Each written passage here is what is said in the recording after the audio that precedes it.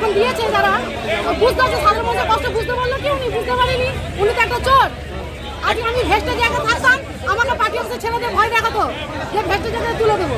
তোলাবাজি ও সন্ত্রাসের অভিযোগে ধৃত রমাপ্রসাদ হালদারকে প্রথমে তার বাড়িতে, তারপর দলীয় কার্যালয়ে নিয়ে যেতেই বিক্ষোভ, চোর চোর স্লোগান। তোলাবাজি ও সন্ত্রাসের অভিযোগে ধৃত দুর্গাপুর নগর নিগমের বিদায়ী বড় চেয়ারম্যান রমাপ্রসাদ হালদারকে তদন্তের স্বার্থে শুক্রবার 20 নম্বর ওয়ার্ডে তৃণমূল কংগ্রেসের দলীয় কার্যালয়ে নিয়ে যায় পুলিশ।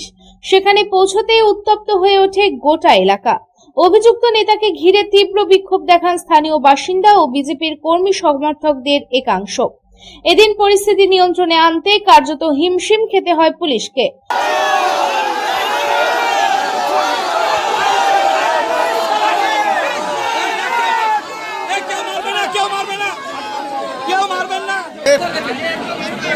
গ্রুপে দিয়ে দেবো, চিন্তা করিস না, ছবিটা করতে হবে।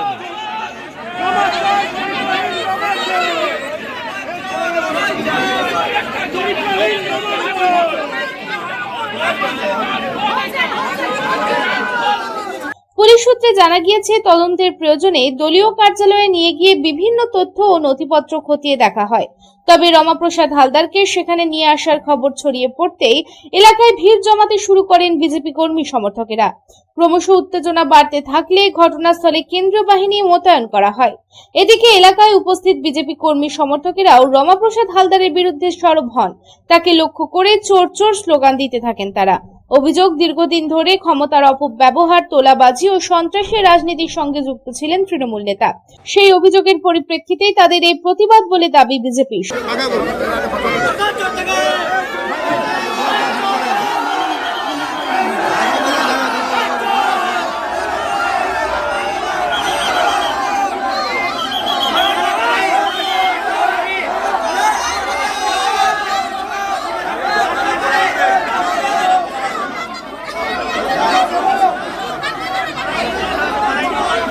রমাদা কিছু বলবে? রমাদা কিছু বলবে?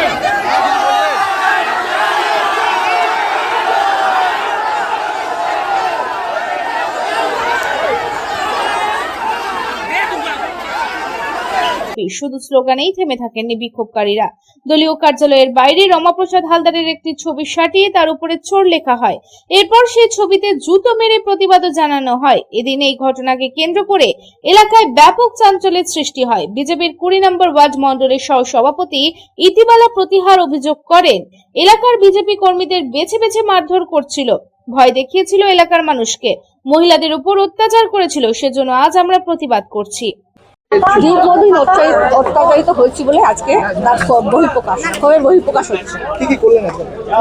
কি করলেন? কি করলাম মানে 2017 সাল থেকে টর্চারিং হচ্ছে। 2021-এ সব থেকে বেশি বড় ভায়োলেন্ট হয়েছে। আমাদের ঘরে মানে রেজাল্ট বেরোনোর একটা কি 1:30টার সময় থেকে বোম ফেলা শুরু হয়ে গেছে ঘরের মধ্যে। আমার মা অসুস্থ, তারপর পুরোপুরি অসুস্থ হয়ে গেলেন। তো তারপরে সন্ধ্যাবেলায় এসে জানলা দরজা ভাঙচুর। তো আমরা মানে পাড়া চুরি করতে পাশের বাড়ি পাড়াতে হয়েছিল। আমার মেয়েদের মেরেছে, আমাদের ঘরে টোটো ভেঙে দিয়েছে, মোবাইল ভেঙে দিয়েছে। এমনকি আমার মা যখন একটু বলতে গিয়েছে তোমরা এগুলো কেন করছো, তখন বলা হয়েছিল যে তোমার ঘরে আগুন জ্বালিয়ে দেবো। যাই হোক, আমরা 15 দিন বা 20 দিন প্রায় বাইরে ছিলাম। কাকুলি বলে আমার একটা বন্ধু আছে, সে আমাকে সেন্টার দিয়েছিল। 20 দিন পরে আমি ঘরে ঢুকেছিলাম। যাদের রুটি রোজগার হচ্ছে টোটো চালিয়ে, তারা 20 দিন যদি বসে থাকে তাহলে কিভাবে চলবে? তারপরে ভয়ে ভয়ে সবসময় থাকতাম, কখন মারবে, কখন কি করবে। এমনি তো রাস্তায় বেরোলে টোনটিং তো সবসময় চলতোই। এমনকি পাড়ার লোকদের বলে দেওয়া হয়েছে ও বিজেপি করে, ওর সাথে কথা বলা যাবে না। প্রথমে ফুল মিষ্টি দিয়ে সম্বোধনা দিলাম, তারপরে জুতো দিয়ে প্রতিবাদ করলাম। আর এই মেয়েটি 2021-এ একা থাকতো, ঘরে একা থাকতো, বাচ্চা মেয়ে নিয়ে। এখানে মানে কিছু মহিলা আছে, মুনমুন সরকার, রীতা সূত্রধর, ওরা পার্টি অফিসে নিয়েছে।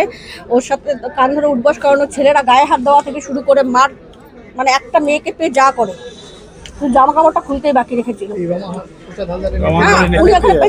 উনি ওখানে উপস্থিত ছিল, তার সামনে এরকম করা হয়েছে।